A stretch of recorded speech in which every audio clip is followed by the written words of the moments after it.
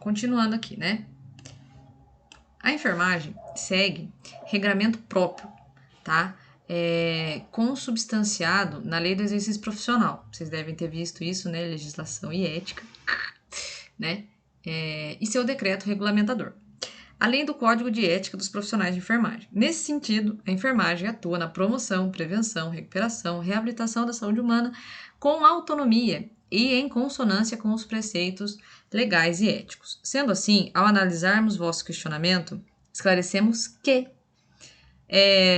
esse negócio aqui eu coloquei porque foi muito legal, tá?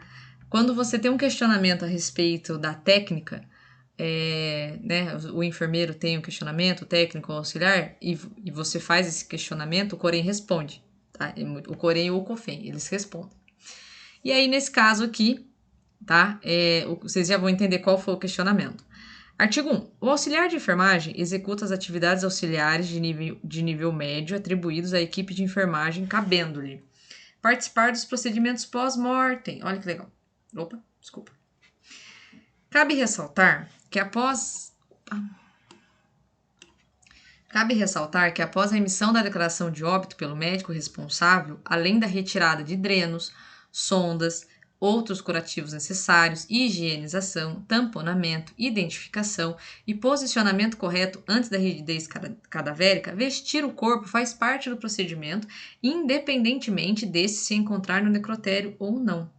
É importante observar que a família, na maioria das vezes, não possui técnica, tampouco condições psicológicas para realizar esse tipo de procedimento. Cabe lembrar ainda que o corpo se encontra no necrotério e, portanto, sob a responsabilidade da instituição. Atualmente existem famílias que contratam empresas especializadas, as quais vestem o corpo e cuidam de todos os trâmites legais para o enterro, devendo ficar a critério dos familiares esta opção. É importante lembrar que vestir o corpo, bem como realizar os encaminhamentos pertinentes, será o último cuidado àquele que em vida depositou confiança em nosso cuidado profissional, devendo ser realizado sempre de forma respeitosa, em cumprimento com os preceitos éticos e legais da nossa profissão. Tá? Então, o questionamento aqui era se a enfermagem tem a obrigação de vestir o corpo. Gente, aqui na nossa região, nós não fazemos o tamponamento e não vestimos o corpo. Por quê? Porque aqui a gente tem serviço funerário, a prefeitura também presta esse serviço, né, para quem não tem condições, então a gente não faz o tamponamento. Mas tem lugares aqui no estado de São Paulo que fazem ainda o tamponamento. Para quem não lembra, tamponamento é tampar, literalmente falando, todos os orifícios do paciente, para evitar extravasamento de qualquer tipo de conteúdo, tá? Aqui a gente não faz, não é necessário. O que nós fazemos aqui em Taubaté é o que a gente vai fazer na parte prática, que é fazer a amarração correta, né, da parte do maxilar, né, da maxila e da mandíbula, né, do rosto, amarração das mãos e dos pés, tá? Só que essa parte de retirada de dreno, isso aí tudo a gente faz, normal, tá? Mas pode acontecer de você estar trabalhando em uma determinada instituição e a família aparecer com a roupa, porque dali ela vai direto pro velório que vai ser na casa dela. Pode acontecer. E aí, se isso acontecer, tá? O seu supervisor de enfermagem, o enfermeiro, ou ele próprio, né? Vai lançar a mão de preparar o corpo, tá? Então, é muito importante lembrar disso, se colocar no lugar do outro, no lugar daquele familiar, né? Será que você teria condições de colocar roupa aí na sua esposa, no seu marido, no seu filho, na sua mãe? Então, tem tudo isso, tá? Então, evitar comentários, cara feia, aqueles carão que às vezes o pessoal faz, tipo, o quê? Hã? Jura que vou ter que fazer isso? Então, esse tipo de coisa a gente precisa evitar, tá bom?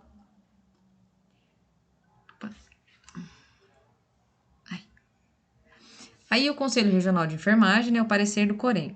E aí é um outro questionamento, tá? Aquele lá foi um, esse é outro.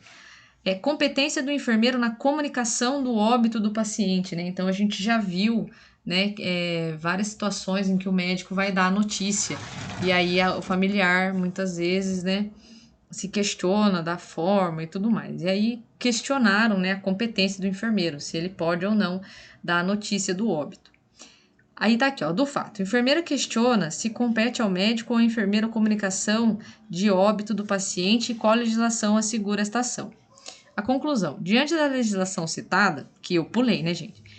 Entende-se que também compete ao enfermeiro, enquanto membro da equipe de saúde, a comunicação do óbito do paciente, após a constatação do mesmo pelo médico. Então, prestem bem atenção. Só quem pode bater o martelo se o indivíduo morreu ou não é o médico. Agora, contar para a família, o enfermeiro também pode contar, mas tem um detalhe importante. Recomenda-se a construção de um protocolo institucional que balize tal atribuição. O que isso significa? Vocês já ouviram aquele ditado que cachorro de 2 donos morre de fome? Se todo mundo puder contar o óbito, ou a família vai receber a notícia do óbito 5 vezes, ou ela não vai receber a notícia de ninguém. Então precisa ter um protocolo em quais situações o enfermeiro dá a notícia ao paciente e como que isso vai ser documentado, tá? Então precisa ter essa documentação. Em um determinado hospital, o protocolo era o seguinte: quando o paciente morresse na emergência ou no centro cirúrgico, quem daria a notícia do óbito era um médico, e quando acontecesse na clínica era um enfermeiro, tá? Porque entende-se que o médico na emergência passou por uma situação, né, mais, como é que eu vou dizer assim, mais súbita, e aí ele poderia explicar de forma mais detalhada, já que foi de repente. Esse foi um exemplo que eu li em uma determinada, um determinado protocolo de uma determinada instituição. Mas isso depende, tá? Aqui em Taubaté, eu particularmente nunca vi o enfermeiro dar a notícia. 99% das vezes é o médico. Quando não, o enfermeiro tá junto. Ele está acompanhando o médico, tá?